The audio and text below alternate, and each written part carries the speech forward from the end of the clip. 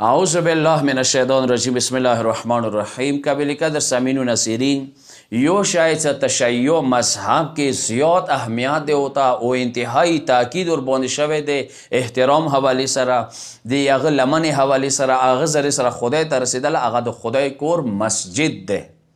مسجد دور احترام د شیعه مذهب کې ځکه یوه ښځه بیماری حالات کې د مینسس کې د حیض کې دغه جومات ته نشي نوتی. که یو سړی جنبات حالات کې دغه حق نه لري چې جومات ته نوسي. پکار دا د آداب د مسجد دی چې ته وضو حالات کې مسجد ته نوسي. مسجد چا ویلی نه خو چې خدای کور دی هغه ته به اهمیت قایل وي. که چیرې یو بچي وکړي متیازې وکړي نجس یې کړلو فورا د هغه پکې زګي هغه طهارت او باندې واجب هغه به مینځي. جومات به صفا کوي. جماعت کې دنیا والا خبرې مکروه دي. جماعت کې خوب مکروه دي سوا د معتکفینو دپاره کسان چې اعتکاف کوي. پیغمبر مستدرک الوسائل سے دشیاو مشهور جلد نمبر 3 صفحہ 363 دے جماعت په بری کې ما جلس قوم فی مسجد من مساجد الله تعالی. هر هغه کس هغه د خدای کور مسجد کې کېناستلو یتلون کتاب څنګه غوړي د قرآن تلاوت وکي و یتدارسونه بینهم خپل منځو کې قرآن تلاوت باندې بحث وکي. ای دوی جماعت کې نستی فایده دغه د تنزلت عليهم السكينة وغشيتهم الرحمة وذكرهم الله في من عنده. خداوند عالم دی باندې خپل سکون نزلوي. خداوند عالم خپل رحمتونو کې پټوي د جماعت وجنه.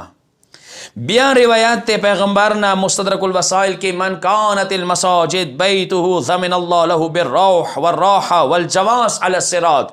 هغه کس هغه جماعت نه کور جوړ کړي زیات مینه مسجد سره د پنسبت کور نه زیات هغه باندې جماعت ګران دی. خداوند عالم دی هغه زمانات کې د روح و راحه څه زندګۍ کې به سکون وي راحت به وي. والجماس علی الصراط دا څه دی باندې جماعت ګران دی کور نه زیات دا یې داسې دی لکه ایدي پل صراط باندې پرې کېدل ذریعه او پاسپورټ دی. بیا روایت دی څه لکه څنګه ایوه میشه آغا اوبو نه بغیر گذاره نشی کوای. سیم اندیشان سره یو مومن جماعت نه بغیر گذاره خو که مومن وی. ان فی تورات مکتوبا ایسا تورات کې لیکلی شوی دی ان بیوت فی الارض المساجد څه خداوند عالم یې ایسا ځمکې کې ما کورونو نه مراد هغه مساجد دی. فطوبى لمن تطهر فی بیته پس خوشبحال وی خوشخبری وی اخکاس ته څنګه ځان پاک کړلو ما کور دپاره. ثم زارني فی بیتی بیا ما کور کې ما زیارت وکړلو. وحق علی المزور ان یکرم الزائر مزور باندې چې چا زیارت کیږي هغه وواجب دی څنګه د خپل زوار اکرام وکړي. خلکو څه کله ته ما جماعت ته راغی ته ما زوار شوي ما نه واجب دی چې زه تا اکرام وکړو. دا د جماعت عظمت وسایل الشیعه کتاب کې دی. المساجد سوق من اسواق الاخره. بیا روایت پیغمبر ده چې جماعت دغه دنیا کې یغه دنیا یو بازار ده لکه څنګه بازار نه انسان فایده وشته تاسو د جماعت نه اخرت د پر خپل فایده وشته کوی هغه فایده چې هغه د ستغه جماعت تاسو مغفرت واخلوي و دغه مغفرت ځان لپاره به ونونه تحفه وګرځوي مسجد لپاره. بیا وسائل شیعه کې پیغمبر نه روایت ہے سبعه یظلهم الله فی ظله یوم لا ظل الا ظله. وکسان دی څاغوی نه لباشو باندې سیره نشته هغه وریځ د قیامت څخه ګرمۍ نه هر څوک پریشان دي خو دغه وو کسانو کې یو کس د وریځې قیامت ګرمۍ نه محفوظ دی. رجل قلبه متعلق بالمسجد اذا خرج منه حتى يعود الیه.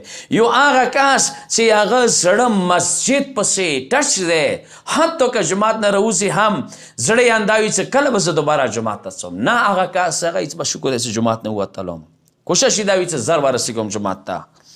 امام باقر علیه السلام نه روایت من بنا مسجدا کمفحص قطاب بنا الله له بیتا فی المسجد. چوکا سیر ایوی الویشت برابر لکه مرغه منزاله ده یغه برابر یو جماعت جوړ کړل یو الویشتا ورځ قیامت به خدای هغه ته جنت کې کور جوړوي. دیو جن څه هغه جماعت جوړ کړل یو دین علاوه که جماعت کې چراغ ولګول هغه باندې د ملائکو نزول ده د مارش کوم حاملان دی هغه ته استغفار کوي څو پورې صدق جماعت کې دغه رڼا ده. دین علاوه قرآن کې بقاعده شته تاسو ته پکار دی چې جماعت دفاع وکړي. ولولا دفع الله الناس بعضهم ببعض لهدمت الصوامع وبیع وصلات المساجد. ځنه کسان شته دي چې خدای هغه دي دپاره مقرر کړي چې هغه خدای کور نشي وکړي دفاع وکړي. المساجد المجالس الانبیاء، بل روایت ده څه د انبیاء د نستی ځای هغه جومات دی، انبیاء بل ځای کې نه کینه، خدای کور کې کینی. المساجد بیوت المتقین، د پرهیزګارو کسانو کور هغه څه د جوماتونه دي. بیا پیغمبر سترګې وغړولې چې ان رسول المر بقوم قد اسسوا مسجدا لیبنوه، ځنه کسان ولیدل پیغمبر یو ټولای څه هغوی بنیاد لګولو د جومات څمکه جومات جوړ کړي، فقال اوسعوه، پیغمبر دغه ستر جومات جوړ کړي څمکه خلکو کې ځای شي. دا اخیری روایت ذکر کوم څه ډېر مهم روایت دی چې کله موته چې ویلي دي چې هغه صاحب زه یو مشکل کې پنساوی ما ویلي چې خدای کور ته پناه یوسئ، مسجد ته پناه یوسئ، 2 رکعاته لمونځ خدای کور کې وکړئ، الله ته سجده وکړئ، ته مشکل څه سنیږي یو وړ کې څو کارونه مشکلاتو کې پریشانۍ کې خدای کور نه ډېر وری ماته خدای جماعت ته لاړ شه. اوس لاړو جماعت لمنه ونه مشکلات آسان شول. هغه روایت دي شان سره ده پیغمبر کریم نه روایت ده ان الشیطان ذئب الانسان کا ذئب الغنم، لکه څنګه د رمی د پاره خطرناک شی هغه لیوه ده، اندی شان سره انسان د پاره لیوه هغه شیطان ده. څنګه به ځانونه بچای.